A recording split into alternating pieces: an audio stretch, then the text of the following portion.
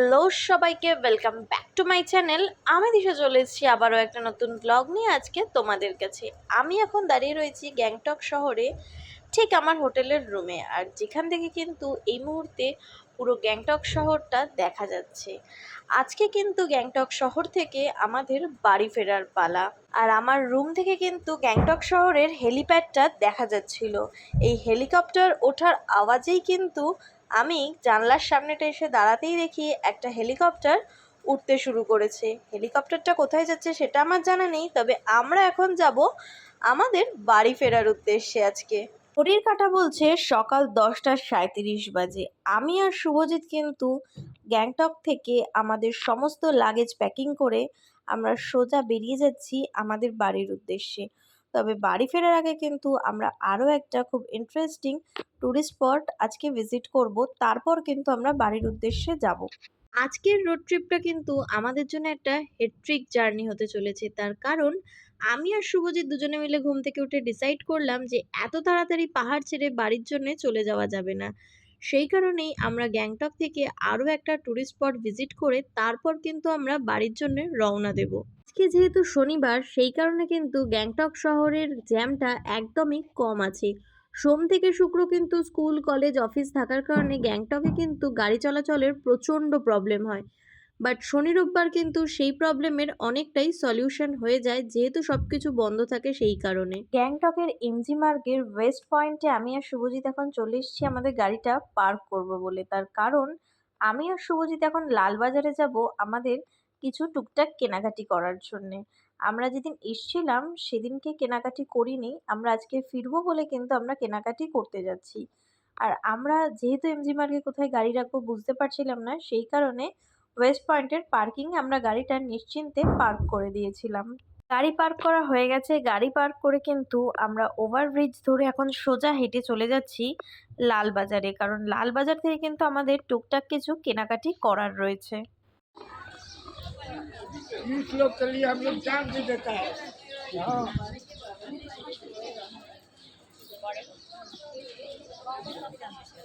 Just Lalbazar গেটটা দিয়ে ঢুকতে না ঢুকতেই শুভজিৎ দাঁড়িয়ে পড়েছে একটা ছুরির দোকানে। তার কারণ ছুরি জমানো কিন্তু শুভজিতের একটা হ্যাবিট বলতে পারেন। শুভজিৎ যেখানেই ঘুরতে যায় সেই জায়গার কিন্তু বেশ সুন্দর দেখতে ইউনিক ছুরি হলে শুভজিৎ সেগুলো নিয়ে আসে। আর বাড়িতে আমাদের কিন্তু ছুরির প্রচুর কালেকশন রয়েছে। যাই হোক, আমরা এখন ঢুকে পড়েছি লালবাজারের একদম মেন বিল্ডিংয়ে। এখানে কিন্তু প্রচুর শীতের পোশাক রয়েছে, সোয়েটার থেকে শুরু করে মাফলার, গ্লাভস থেকে শুরু করে জ্যাকেট। ইভেনচুয়ালি এখানে প্রচুর সুন্দর সুন্দর জুতোও কিন্তু রয়েছে। বাট এগুলো কোনো কিছুই নেবার কিন্তু আমার খুব একটা ইচ্ছে ছিল না। আর এখানে কিন্তু আপনাকে একটু দরাদরি করতেই হবে, কারণ এখানে কিন্তু আমাদের মতো ট্যুরিস্ট দেখলে দামপত্র একটু বেড়েই যায়। তবে এই মার্কেটে আসলে কিন্তু আপনি কি ছেড়ে কি নেবেন সেটা একেবারে বুঝতে পারবেন না, যেটা শুভজিৎকে দেখে কিন্তু আপনি বুঝতেই পারছেন। এত সোয়েটার এত জ্যাকেট দেখেছে যে শুভজিৎ কিন্তু পুরো কনফিউজড হয়ে গেছে। তবে এখানে আপনি যে শুধু শীতের বস্ত্র পাবেন এরকম না, এখানে আপনি কিন্তু গরমের পরারও বস্ত্র পাবেন। যদি আপনার এখান থেকে লাগে তাহলে আপনি এখান থেকে নিতে পারেন। নরমালি এখানে যত লোকজন আছে, লোকাল লোকজন, তারা কিন্তু প্রত্যেকেই এই মার্কেট থেকে শপিং করে। ইনফ্যাক্ট এখানে কিন্তু আপনি প্রচুর ছোট ছোট গিফটের আইটেমও পাবেন, যেটা আমাদেরকে, আমরা যখন ঘুরতে আসি বাড়ি ফেরার পর আমাদের প্রচুর বন্ধু বান্ধব আত্মীয় স্বজনকে দিতে হয়। মার্কেটের ভেতরে আসলে কিন্তু আপনার চোখ একেবারে ধাঁধিয়ে যাবে, এটা আমি আপনাকে হলপ করে বলতেই পারি। বাইরে ছুরির দোকানটা থেকে শুভজিতের একটাও ছুরি পছন্দ হয়নি, তাই ভেতরে আরও একটা ছুরির দোকান দেখে আবার সেই দাঁড়িয়ে পড়েছে ছুরি দেখার জন্য। এই করে যে বাড়িতে কত ছুরি আছে সেটা আপনাদের হয়তো আমি একদিন আলাদা করে দেখাবো একটা ভিডিওতে। যাই হোক, লালবাজারের মেন বিল্ডিং ছেড়ে এখন আমি লালবাজারের যে ছোট্ট গলিটা রয়েছে, যেটা কিন্তু খুবই পপুলার একটা গলি, যেখানে আমি এখন চলে এসেছি কিছু সোয়েটার নেব বলে। এই দোকানটা থেকে কিন্তু সোয়েটার আমি যাওয়ার দিনকেই দেখে গেছিলাম নর্থ সিকিম, আমি ফেরার দিন নেব বলে আমি রেখে দিয়ে গেছিলাম। তাই আজকে আমি চলে এসেছি এখান থেকে কিছু ছোট্টখাট্টো ফ্যামিলিদের জন্য শপিং করব বলে। আর এই রাস্তাটা কিন্তু আপনাদের সবারই চেনা, লালবাজারের মেন বিল্ডিং থেকে জাস্ট বাঁদিকে সিঁড়িটা যেখানে উঠছে সেখানেই। আর এই মার্কেটে কিন্তু এই সোয়েটারগুলো খুবই সস্তা, মাত্র 300 টাকা করে কিন্তু আমার থেকে এই সোয়েটারগুলো নিয়েছে। আমি এখান থেকে প্রায় 5-6খানা সোয়েটার কিন্তু কিনেছি। আর এই দেখছেন পাফের জ্যাকেটগুলো কিন্তু এখানে 500 টাকা থেকে স্টার্টিং আছে। এবার আপনি মোটামুটি 500 টাকা, 600 টাকা, 1000 টাকা, 1200 টাকা বিভিন্ন রকম সময় বিভিন্ন রকম রেঞ্জে পাবেন।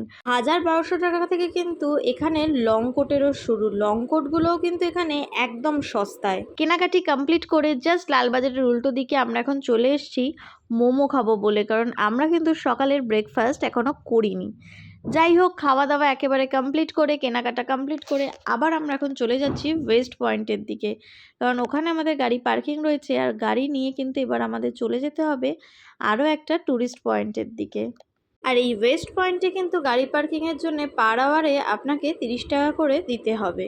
সমস্ত কিছু কমপ্লিট করে কিন্তু আমরা এখন পার্কিং লট থেকে বেরিয়ে সোজা চলে যাব আমাদের সেই ট্যুরিস্ট পয়েন্টে, যেখানে কিন্তু আজকে আমরা ঘুরে তারপর আমরা বাড়ির জন্য রওনা দেব। আর এইবারের মতো গ্যাংটককে টাটা বাই বাই বলে এখন আমাদের সোজা যাওয়ার পালা আমাদের নেক্সট ডেস্টিনেশনের দিকে। জাস্ট গ্যাংটক থেকে বেরোনোর সময় গ্যাংটকের একজন লোকাল ট্রাফিক পুলিশ আমাদের গাড়ির সামনে লাগানো ফগ লাইটের জন্যে আমাদেরকে হঠাৎ করেই আটকে দেয়। আর আটকে দিয়েই আমাদের বলে আমাদের গাড়ির বাইরে যত ফগ লাইট রয়েছে সমস্তগুলোকে কিন্তু আমাদেরকে এক্ষুনি খুলে ফেলতে হবে আর তাদের হাতে হ্যান্ড ওভার করে দিতে হবে।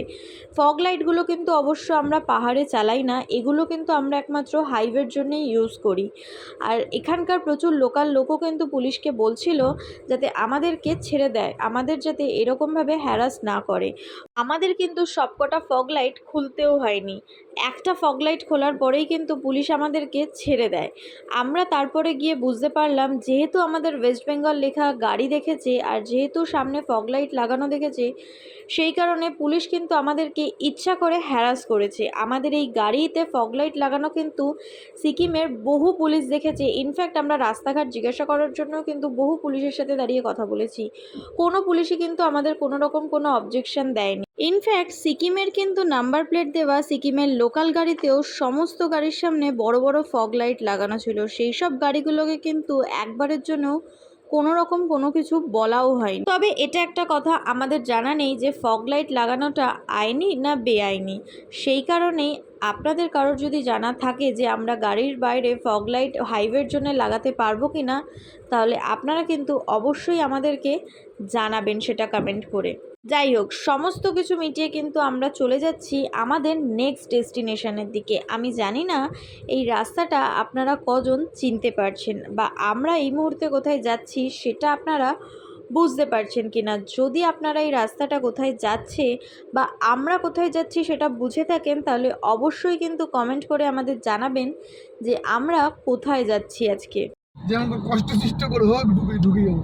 আমি পাওয়ারের কিছু কিছু জায়গায় পাওয়ার তো লাগে না গাড়িতে, কিন্তু তাতেও আমি ঢুকে যাবো বলছি।